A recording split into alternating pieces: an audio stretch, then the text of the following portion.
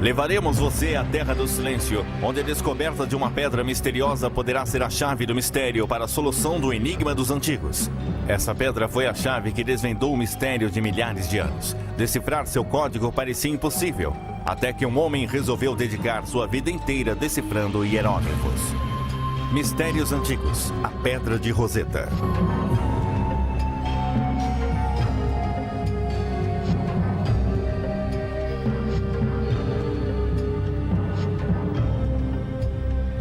O Museu Britânico em Londres está repleto de notáveis antiguidades do Egito Antigo.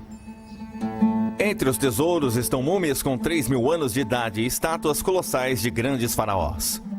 Porém, há um item mais valioso do que todos os outros. Na entrada da coleção egípcia há um grande bloco de pedra. Um bloco que poderia até ser ignorado, se não estivesse numa posição estratégica e em destaque. Ela é conhecida como Pedra de Roseta. Um dos tesouros mais importantes de todos os tempos. O que é a Pedra de Roseta? E como essa pedra aparentemente insignificante mudou totalmente nossa crença no passado da humanidade?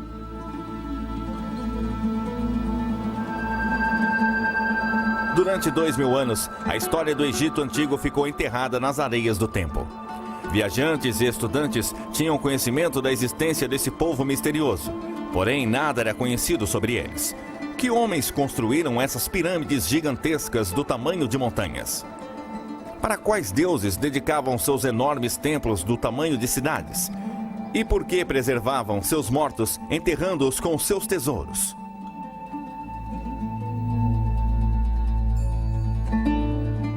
As pessoas que visitam esse mundo antigo encontram escritas estranhas em toda a parte.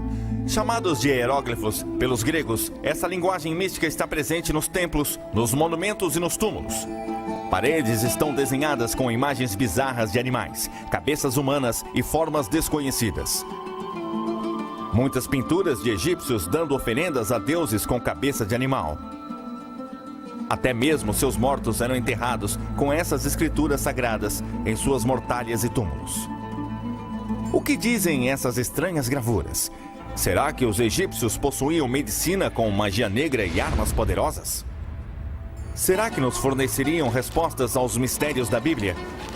Era necessária uma pista, uma chave para se decifrar o mistério. Assim como a redescoberta do Antigo Egito, a descoberta de uma pedra incomum e intrigante seria apenas o início. Na época de Cristo, os antigos egípcios já eram lendas de um passado distante. Historiadores gregos e romanos só conseguiam supor o conhecimento que essa poderosa civilização chegou a possuir. Os séculos passaram e a Europa passou por sua renascença, mas o Antigo Egito permanecia em silêncio, aguardando seu próprio renascimento. Foi necessário um dos homens mais poderosos de todos os tempos para despertar o Egito de seu sono. Um homem cuja liderança em batalhas só foi igualada à sua paixão pela história. No final do século XVIII, os franceses e ingleses estavam envolvidos numa guerra pelo domínio do mundo. Em 1798, o general Napoleão Bonaparte propôs liderar o exército francês em uma invasão militar no Egito. Se os franceses conseguissem dominar essa ligação entre a Europa e a Ásia, controlariam o comércio e se tornariam o país mais poderoso do mundo. Nessa época, Napoleão, com 29 anos de idade, se tornou uma lenda no exército francês. Suas vitórias sobre forças austríacas na Itália transformaram a França e ele próprio em novas potências. O conhecimento de história e o destino o levaram a ver o Egito como seu próximo prêmio. No dia 1 de julho de 1798, o exército de Napoleão chegou por mar ao porto de Alexandria. Além de 38.000 soldados, 167 dos melhores cientistas e estudiosos franceses estavam a bordo. Raramente expedições militares tinham interesses acadêmicos. Qual o plano de Napoleão? Por que estava fascinado pelo Egito Antigo? Assim como Alexandre o Grande, Napoleão também acreditava que seu destino era anexar o Egito em sua caminhada para conquistar o mundo? O egocêntrico Napoleão viu o Egito não só como a base de um império, Ele conhecia suas lendas, seu poder e sua história. Era a terra dos faraós. Seus reis eram considerados deuses por seus súditos. Eles governaram a maior civilização do mundo durante 2000 anos. Napoleão estava determinado a descobrir seus segredos. Assim como Júlio César, Napoleão acreditava que podia conquistar o coração e a mente dos egípcios. Será que ele achava que seria o novo faraó deles? Como membro do Instituto Francês de Egiptologia, Napoleão escolheu pessoalmente os estudiosos que formariam sua equipe expedicionária.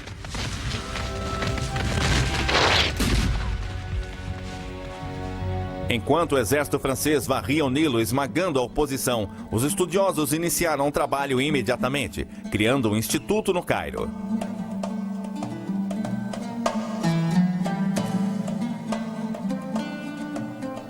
Ele se tornou o quartel-general da expedição acadêmica de Napoleão. Eles reviraram o Egito, explorando túmulos, analisando monumentos, estudando, desenhando e pintando tudo o que viam. Enquanto os homens de Napoleão estavam ocupados conquistando terras e antiguidades egípcias, a Inglaterra não ficou parada. Em poucas semanas, a Marinha Britânica atacou os franceses, destruindo seus navios e criando um cerco aos homens de Napoleão, que durou 2 anos. Napoleão conseguiu furar o bloqueio e voltou à França. Seu intento de governar o mundo havia sofrido um golpe. Enquanto o abandonado exército francês lutava para se manter vivo, cientistas e estudiosos criavam a egiptologia moderna. Lutando contra a inevitável expulsão pelos ingleses, eles não mediam esforços para copiar e analisar o máximo possível. As respostas desses mistérios adormecidos precisavam ser descobertas. Ironicamente, não foi nem um cientista nem um estudioso, mas um soldado que fez a descoberta mais importante de todas. Em meados de julho de 1799, enquanto o cerco aumentava, os franceses continuavam se defendendo. Situada ao longo do Nilo, entrando pelo mar Mediterrâneo, encontraram uma cidade chamada Roseta. Com a intenção de reconstruir o antigo forte árabe, homens sob o comando do tenente Pierre Bouchard começaram a reconstruir os muros. Os árabes frequentemente retiravam material dos templos antigos que usavam em suas próprias construções. Despercebida nesses muros, enterrada desde a época dos faraós, estava uma grande pedra. Enquanto os soldados derrubavam as paredes do forte, a pedra foi encontrada. Imediatamente, os soldados perceberam uma coisa estranha e potencialmente valiosa. Nesse bloco de pedra, havia 3 tipos de escrita: grego, uma escrita egípcia cursiva chamada demótico e hieróglifos.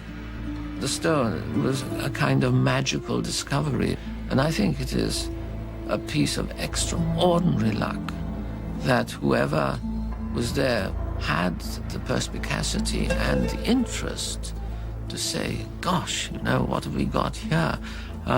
Could be important, key to the hieroglyphs. One can imagine that a less well-informed officer might have said, oh, no, it's just an old stone, build it into the fort. People have often said, you know, thank God it was a French officer, not a British officer, because, you know, they were perhaps a little more intellectually minded. Chamada de Pedra de Roseta, ela media 112 centímetros de altura e 75 centímetros de largura. Pesava cerca de 680 quilos.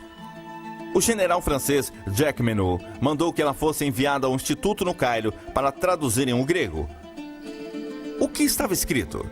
Será que o grego poderia ser usado para a tradução dos hieróglifos? A descoberta provocou uma agitação imediata. A língua grega era bem conhecida e os estudiosos traduziram o texto rapidamente. Era um decreto em homenagem ao faraó grego Ptolomeu V, no seu primeiro aniversário de morte. Em troca dos serviços prestados por ele beneficiando o Egito, placas deveriam ser colocadas em todos os templos importantes. Sabia-se que os gregos governaram o Egito de 300 anos antes de Cristo até décadas antes de Cristo. Como essa pedra conseguiu sobreviver durante mais de 1.800 anos? Será que existiam outras? Os escritos pareciam sem importância até lerem a última linha. Este decreto será escrito sobre uma estela de pedra nos caracteres sagrados, nativos e gregos. As 3 inscrições diziam a mesma coisa. A novidade se espalhou rapidamente pela Europa. This stone offers great interest for the study of hieroglyphic characters. Perhaps it will even give us the key at last. Courrier de l'Égypte, August 1799. A pedra de Roseta não ficaria com os franceses por muito tempo. O ataque britânico logo os levaria a se renderem. Como um general francês conseguiria esconder a pedra e impedir os ingleses de terem sua posse? Durante as negociações, oficiais militares ingleses exigiram a pedra. Será que acreditavam que os hieróglifos traduzidos revelariam segredos militares? Será que a pedra seria a voz que acabaria com o longo silêncio do Egito Antigo?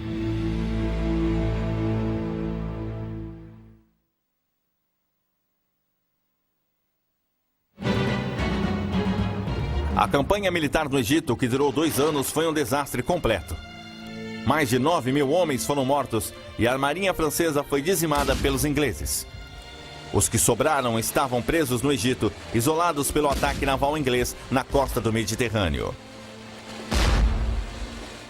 Porém, tanto cientificamente quanto culturalmente, a expedição ao Egito foi de enorme importância.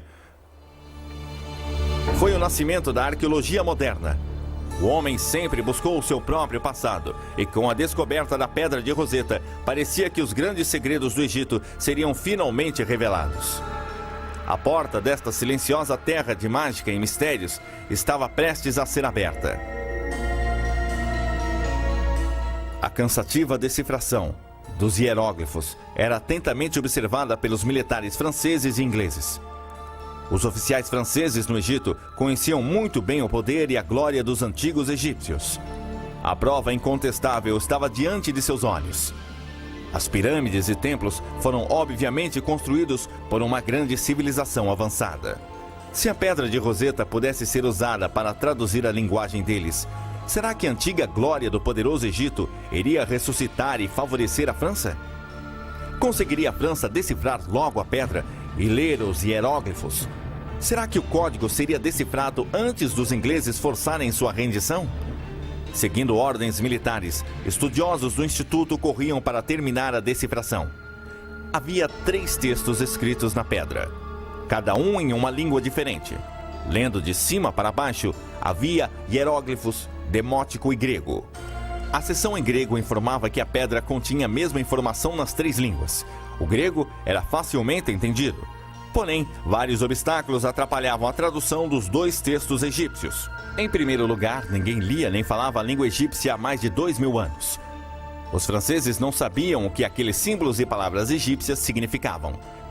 Seriam os sinais fonéticos como o alfabeto ou pitóricos como a escrita chinesa? Sem pistas, eles tiveram que começar por suposições.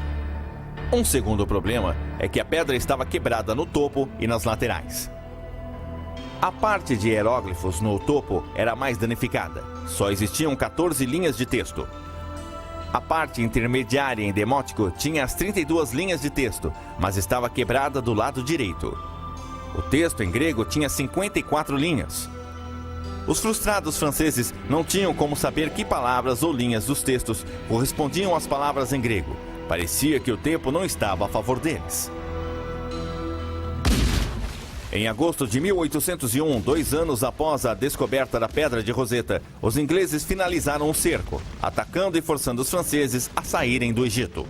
Como parte do acordo de retirada, oficiais militares franceses puderam ficar com todos os seus bens pessoais. Porém, um instituto no Cairo teve que entregar todas as suas descobertas. Os estudiosos ficaram furiosos. Porém, certos de que os oficiais militares britânicos não podiam esconder os legados do passado. O Egito pertencia à humanidade. O que aconteceria com esses tesouros inestimáveis? When the British got the French to surrender at Alexandria, the Rosetta Stone was already famous, although I think it was more famous in France than it was in Britain, but it was certainly regarded as one of the spoils of war, and it was regarded as one of the fruits of the British victory. The French were distinctly reluctant to let the stone out of their hands and hid it away, trying to pretend they hadn't got it.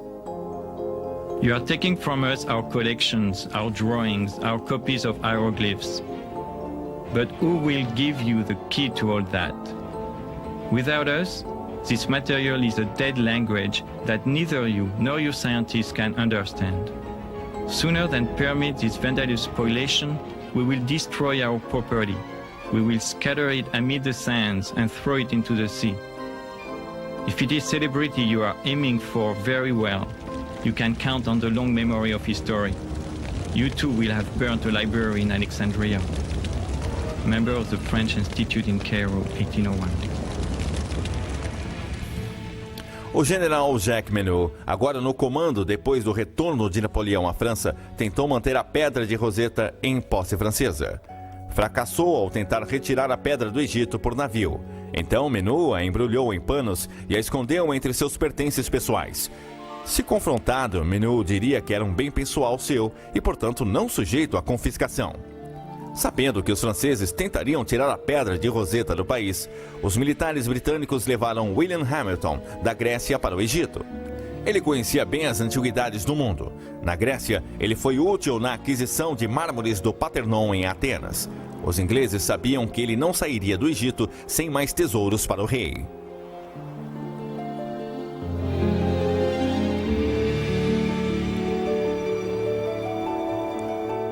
Hamilton e os militares britânicos suspeitavam que Menot estivesse escondendo a pedra. Quando questionado em sua casa em Alexandria, Menot defendeu arduamente seu direito de ficar com ela, mas os oficiais britânicos foram insistentes. Com uma arma apontada para ele, Menot concordou que os franceses eram os perdedores dessa batalha. Ao invés de destruir a pedra, Menot aceitou que os ingleses eram mais fortes e conquistaram o direito desse valioso troféu. William Hamilton confirmou que a autenticidade da pedra e finalmente o exército britânico se apossou do seu prêmio. A Pedra de Roseta foi imediatamente embarcada de volta para a Inglaterra, chegando em fevereiro de 1802. Agora a Inglaterra tinha a chave, porém os franceses tinham feito cópias. Teve início a corrida para ver quem decifraria seus mistérios primeiro. A seguir, com todo o poder e riquezas do Egito nas mãos, fama e glória estavam reservadas para o homem que encontrou a chave. Enquanto as nações observavam, grandes estudiosos lutavam para serem os primeiros a abrirem a porta. Como surgiu essa rivalidade ferrenha entre amigos? Quem foram os homens que tentaram decifrar o código e falharam? Será que a Pedra de Roseta revelaria suas respostas? Enquanto o Antigo Egito estava sendo redescoberto pelos franceses e ingleses, acontecimentos significantes surgiram em outras partes do mundo.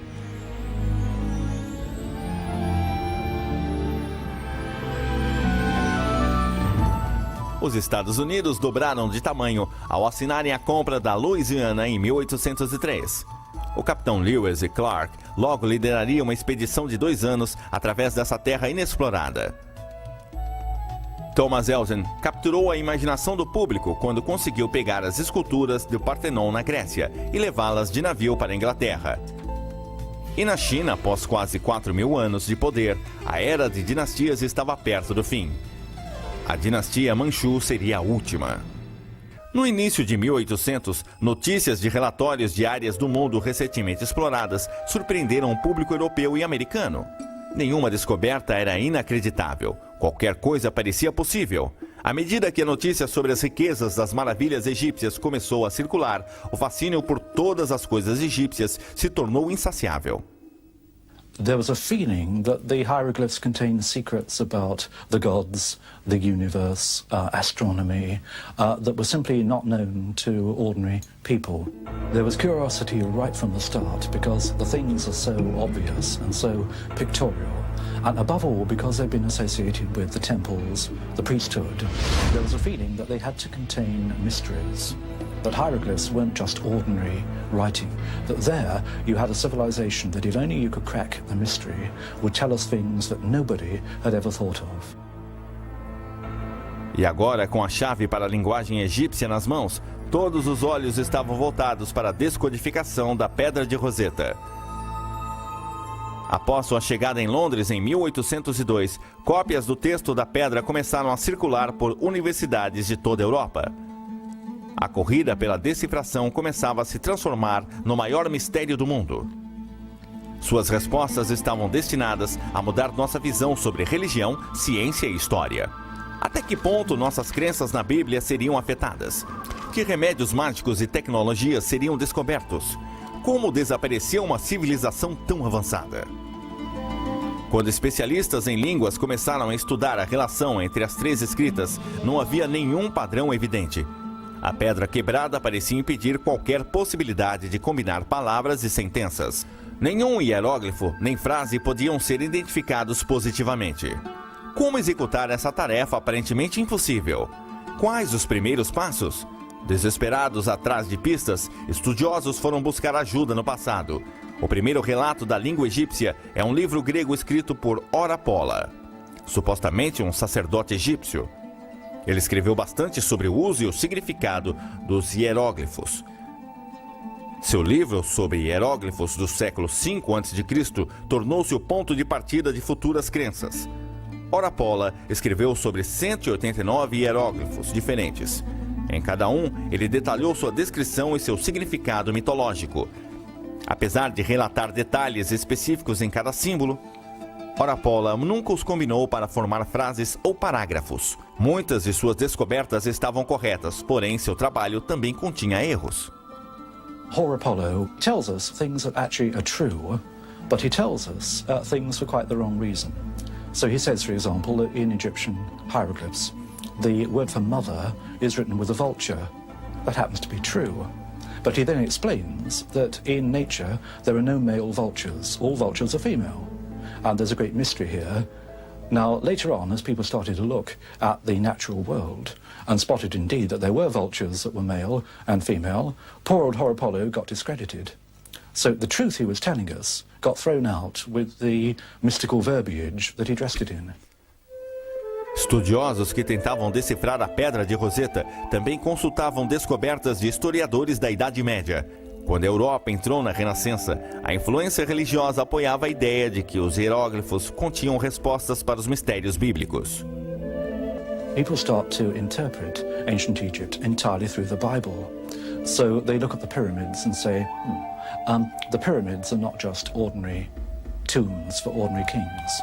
They are the granaries that Joseph, in the Bible, put up to collect the grain during the 7 good years in preparation for the 7 years of famine that were going to follow. So the mystery is kept, but it's always filtered through the idea that it reflects a story in the Bible. Estudiosos também analisaram o trabalho de um matemático alemão, professor Athanasius Kircher. Ele se tornou uma autoridade reconhecida em hieróglifos por volta de 1650. Assim como Orapola, antes dele, Kircher descreveu cada hieróglifo como representação de uma ideia ou conceito. Diferentemente de Orapola, Kircher começou a combiná-los em palavras e frases. Além disso, Kircher simplesmente criou traduções imaginárias. Suas anotações interessantes levaram até o Papa a acreditar que ele realmente sabia ler a linguagem egípcia. Mais de um século depois, na época da expedição de Napoleão, os estudos de Kircher ainda eram considerados verdadeiros. O que os primeiros estudiosos que tentavam decifrar a Pedra de Roseta descobriram no passado, no fato e na ficção, é que os hieróglifos eram pitóricos, semelhantes à escrita de caracteres orientais.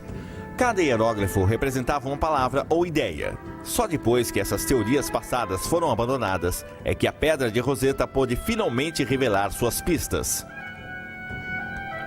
Em 1802, Sylvester de Saussure, da França, e Johann Åkerblad, da Suécia, foram os primeiros a abandonar as ideias do passado e a tentar uma nova abordagem. They looked at Egyptian hieroglyphs and said, other civilizations write in perfectly normal ways. I don't see why the Egyptians have to be different. They looked also at other documents from Egypt, not simply temples and obelisks and hieroglyphs, but things on papyrus, paper documents. And they said rightly, look, the Egyptians had perfectly good ways of writing perfectly ordinary, everyday letters. Maybe all of their writing system is rational after all. De Saussure e Åkerblad seguiram a premissa de que a linguagem demótica usava o sistema de linguagem ocidental. Marcaram um grande número de palavras gregas que se repetiam, incluindo os pronomes ele ou dele e a palavra grego. Depois pesquisaram um texto em demótico à procura de palavras que se repetiam aparentemente no mesmo local. Eles perceberam que nos locais onde essas palavras apareciam em grego, apareciam em local parecido em demótico. What these pioneers did was to begin to prove that the script was not just a symbolic script, that there were signs that meant individual letters, stood for individual letters. You no longer looked at it as something esoteric and full of hidden meaning. Apesar de seus primeiros passos na tradução do texto em demótico terem sido promissores, de Saussure e Åkerblad desistiram. Falharam em desvendar o código de hieróglifos. 3 anos após a descoberta da Pedra de Roseta, abrir o portal dos segredos do Antigo Egito era mais complexo do que alguém havia imaginado. Os maiores estudiosos da Europa estavam começando a achar que os mistérios do Egito ficariam ocultos para sempre. Após a tentativa de Saussure e Åkerblad, mais de uma década se passou sem alguma tentativa séria. Apesar do fascínio público pelo Egito Antigo continuar crescendo, a Pedra de Roseta estava esquecida. Os que pensavam em tentar decifrar os hieróglifos viam no fracasso de Saussure e Åkerblad um legado intimidador. There was a feeling, as with most decipherments, that it's a big prize but also a big risk. You could end up covering yourself with glory, and you could end up making a really big fool of yourself. Now, scholars are by temperament rather cautious. And it takes a certain kind of person to say, I don't care if I make a fool of myself, I'm going to have a go at this. A seguir, a corrida cresce novamente quando um rico cientista inglês desafia um jovem e obcecado estudioso francês a encontrar a chave. Conheça o gênio inglês que decidiu passar as férias de verão descodificando a Pedra de Roseta. Como ele se tornou o primeiro a ler os hieróglifos. Descubra também a lenda que envolve a previsão de um feiticeiro de que um rapaz de uma cidade pequena iria levar luz ao passado.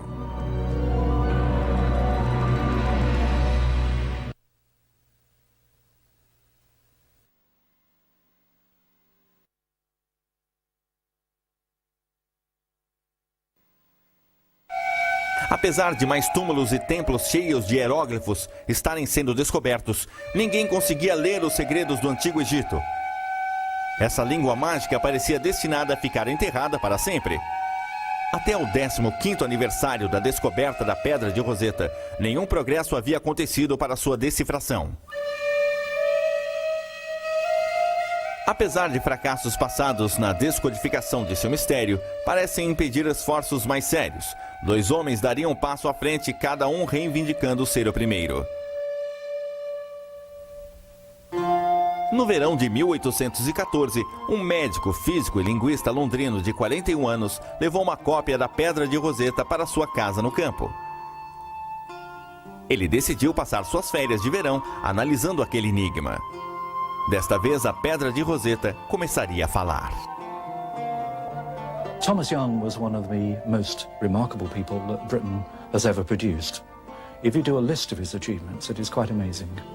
He looked at the question of light and how that works, and he comes up with the wave theory of light, which is the foundation of a lot of modern physics.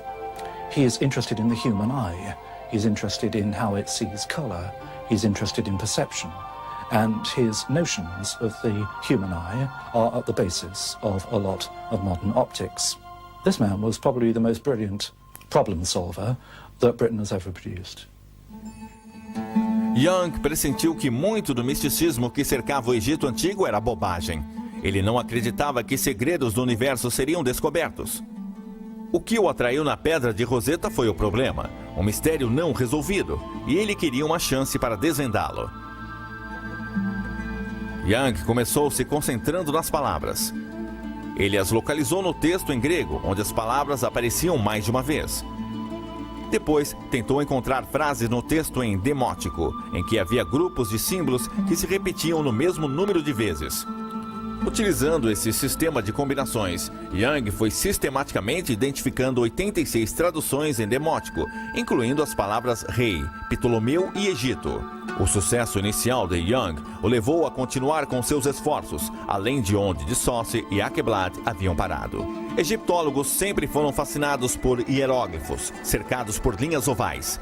Elas se chamavam pertussis e pareciam ter sido colocadas estrategicamente dentro e ao redor de templos e túmulos. Alguns egiptólogos começaram a especular que um formato oval continha o nome de um faraó ou um membro da família real. Young usou esse conhecimento para trabalhar na teoria de que os formatos ovais na pedra de Roseta continham o nome Ptolomeu. A pedra era em homenagem a ele, então seu nome estaria nos formatos ovais em hieróglifos. Mais adiante, Young supôs que, como Ptolomeu era um nome grego, os egípcios teriam de escrever seu nome foneticamente. Se os hieróglifos fossem pictóricos, eles não teriam símbolos para nomes ou palavras estrangeiras. 4 anos após ter iniciado, Young associou corretamente as letras gregas no nome Ptolomeu com os hieróglifos dentro de uma das formas ovais.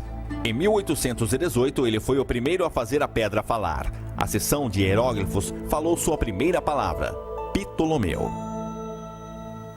Enquanto seu sucesso começava a atrair a atenção do público do outro lado do canal inglês na França, outro homem estava obcecado em decifrar a pedra de Roseta. Um homem que inicialmente Young encorajaria e mais tarde se arrependeria de tê-lo ajudado.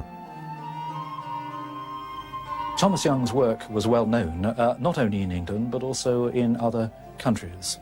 What's more, he sent copies of his work to various scholars up and down the continent, and particularly to Paris. And copies of Young's work were sent to Sylvestre de Sacy. One day, de Sacy showed a copy of Young's work to a young Frenchman, and the name of the Frenchman was Jean-François Champollion. O destino de Jean-François Champollion parecia ligado à pedra de Roseta desde seu nascimento. Conta uma lenda francesa que sua mãe acamada recebeu a visita de um feiticeiro meses antes de Jean-François nascer. Olhando nos olhos dessa mulher doente, o feiticeiro viu o passado ligado ao futuro. Ele previu que o filho ainda não nascido dessa mulher seria aquele que levaria luz aos séculos passados.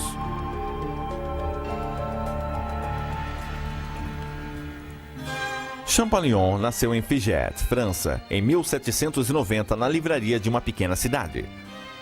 Aos 11 anos, vivendo num colégio interno em Grenoble, notícias sobre a expedição de Napoleão ao Egito despertaram a imaginação francesa. O irmão mais velho de Champollion, Jacques Joseph, lia histórias de glórias e mistérios do Egito para seu irmão menor. Quando o jovem Champollion recebeu uma cópia da Pedra de Roseta de um primo que havia viajado para o Egito nessa expedição, ele ficou obcecado. O jovem Jean-François determinou como objetivo ler os hieróglifos. E é claro que isso significava decifrar a Pedra de Roseta. Todo o seu aprendizado foi feito com isso em mente. Ele passou a prestar menos atenção aos outros estudos. Ele só tinha interesse por línguas. Seus estudos ficaram voltados para as línguas orientais e do Oriente Médio, principalmente o copta. Copta também tinha sido a língua falada pelos cristãos no Egito e escrita em grego. When he was about 14, Champollion was working far too hard, not on his schoolwork, but on Egyptian hieroglyphics. And he had what nowadays I think would be called a minor nervous breakdown. And he was sent off to recover. And he wrote a letter back to his elder brother saying, "It's so boring here, send me a Chinese grammar." That was the kind of obsessive personality that Champollion was. Os estudos iniciais de Champollion estavam focados na decifração da linguagem demótica e sua relação com a copta. Inicialmente, ele havia acreditado que os hieróglifos eram simbólicos, que eram misteriosos e não poderiam ser decifrados de uma maneira comum. Porém, quase que ao mesmo tempo em que Young, Champollion começou a perceber os mesmos elos entre os nomes gregos e os hieróglifos em destaques ovais. Ao ter contato com relatórios do trabalho de Thomas Young, Champollion percebeu imediatamente que ele estava certo. Champollion iria assumir o trabalho de Young e levá-lo adiante. Após obter a inscrição de uma forma oval conhecida de Cleópatra do Templo de Philae, Champollion percebeu que se Ptolomeu e Cleópatra tivessem letras em comum, seus hieróglifos também teriam sinais em comum. Quando Champollion alinhou os nomes em hieróglifos, os sinais de P, L e O se encaixaram. Champollion provou a teoria de Young de que nomes estrangeiros eram escritos foneticamente na linguagem dos hieróglifos. Agora, a porta estava aberta e Champollion poderia passar por ela. Champollion realized that Young was right, that you could show that hieroglyphs could write the names of the Greek rulers of Egypt. But that was one thing. It may be that that was simply a way used in later times to write foreign names. The question was whether hieroglyphs went back in the same way into earlier periods. Champollion deu uma olhada na cópia de uma inscrição do grande templo de Karnak. Essa inscrição continha o nome de um rei que se repetia muitas vezes. O nome do rei estava escrito com 3 sinais. No topo havia um disco de sol. Champollion sabia que em copta o nome do sol em egípcio antigo se pronunciava Ra. No final havia uma letra que Thomas Young havia identificado, a letra S. Ela estava escrita 2 vezes. Agora ele tinha o nome de um rei que começava com Ra e terminava com S. O sinal do meio era um mistério. Não havia sido decifrado por Young nem por ninguém. Porém, Champollion localizou esse sinal na pedra de Roseta. Ele aparecia diversas vezes. Sempre que aparecia, o grego correspondente era traduzido na ideia de nascimento ou nascer. Champollion sabia que em copta dar à luz era Messé. Ele tinha um nome de rei, começava com Ra, no meio Messé e no fim S. And Champollion knew the ancient names of the kings of Egypt. And he knew that there had been a famous king on the throne of Egypt called Ramesses. And suddenly, he realized he was looking at the key to the whole thing. The knowledge of Coptic, the alphabet deciphered by Thomas Young, plus his immense knowledge of ancient Egypt, gave one the decisive breakthrough. And at this point, he comes out with, Je tiens l'affaire, I've got it.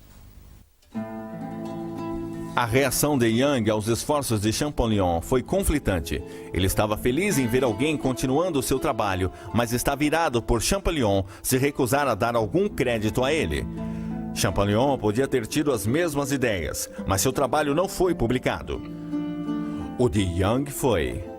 Quando finalmente Champollion publicou seus resultados, ele se tornou assunto de Paris. Toda a França comemorou o fato de um francês ter decifrado os hieróglifos primeiro. E Champollion não poderia ser incomodado com controvérsias. Seu enorme trabalho cresceu e seus esforços continuaram com impressionante tenacidade e velocidade. Ele estava determinado a montar uma lista completa de todos os faraós e a data que estiveram no poder.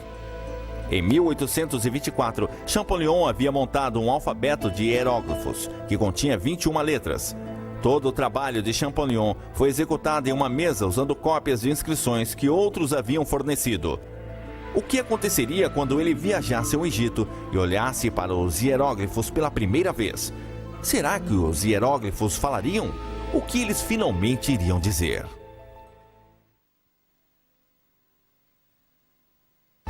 A porta estava começando a se abrir para o passado egípcio. A pedra de Roseta estava finalmente mostrando ser a chave na decifração dos hieróglifos. Mas o que eles diziam? Que segredos e mistérios seriam revelados? O anúncio da descoberta de Jean-François Champollion deu a ele muita fama na França. A Academia Francesa havia inicialmente o considerado um louco obsessivo, trabalhando sozinho no quarto e não chegando a lugar algum. Mas de repente ele se tornou um herói nacional.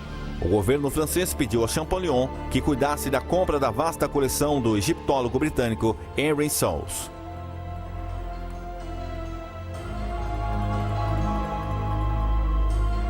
Após sua inclusão no Museu do Louvre em 1827, Champollion foi nomeado primeiro curador de antiguidades egípcias do museu. Porém, Champollion tinha ambições maiores do que criar um inventário de um museu.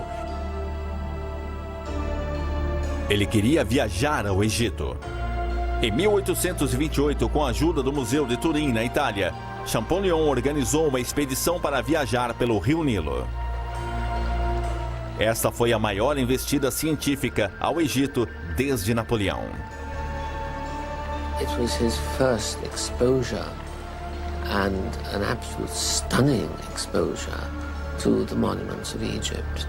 And of course he ran around them like a wild thing, identifying cartouches. This was one thing that was obsessing him at the time, trying to establish the dates of monuments and the order of kings, because they had no true framework for Egyptian history that they could base on the evidence from the monuments. A viagem de Champollion comprovou que seus métodos estavam corretos. Ele conseguiu ler a linguagem dos antigos egípcios nas próprias paredes dos templos. Seu esforço em traduzir os hieróglifos recebeu sozinho o crédito na criação da ciência da egiptologia. O Egito não era mais a terra do silêncio. Agora ele falava conosco através do passado. Nomes de faraós como Ramsés e Thutmose eram lendários. Agora seus rostos pareciam ser identificados. Saberíamos quando governaram e em que templos rezavam. Depois de voltar a Paris, Champollion continuou seu trabalho com material suficiente para escrever a história definitiva do Egito. Infelizmente, ele não chegou a conseguir isso. No dia 4 de março de 1832, Jean-François Champollion faleceu. Champollion never had any doubts about his own ability and about his own achievement. And although he died at the age of 42, towards the end of his life, it was realized what he had done. And the French, quite rightly, created a professorship of Egyptology for him, the first anywhere in the world. So he died knowing that his achievement had been recognized. A lot of Champollion's work was left after his death, and the elder brother collected it, published it as a memorial to the genius in the family. Champollion se concentrou na história faraônica do Egito, porém outros começaram a usar suas ferramentas para estudar demótico e hieróglifos. A quantidade de material escrito nas paredes em papiros era imensa. Com o passar dos anos, a história social, política e econômica dos antigos egípcios começou a ser compreendida. Porém, foi um relato pessoal escrito que surpreendeu a muitos. Aprendemos que, ao olharmos os antigos egípcios, estamos olhando para nós mesmos. Slowly, it became clear that the Egyptians were like the rest of us. They wrote letters to the bank manager. They wrote letters to the local tax official. They wrote letters to each other about various normal aspects of normal lives. They had literature, just like ours, not very different. A Pedra de Roseta trouxe de volta à vida tanto a história do Antigo Egito quanto a da própria humanidade. Apesar da Pedra de Roseta já ter sido decifrada há mais de 170 anos, estamos engatinhando com relação aos mistérios que estão enterrados. Dos tesouros espetaculares encontrados no túmulo de Tutankhamon em 1922, a descoberta do túmulo dos filhos de Ramsés, o Grande, em 1995. O Antigo Egito ainda fornece novas e surpreendentes descobertas. The Rosetta Stone is a milestone between a period when all we knew about our own origins was in the Bible or in the writings of the Greeks and the Romans.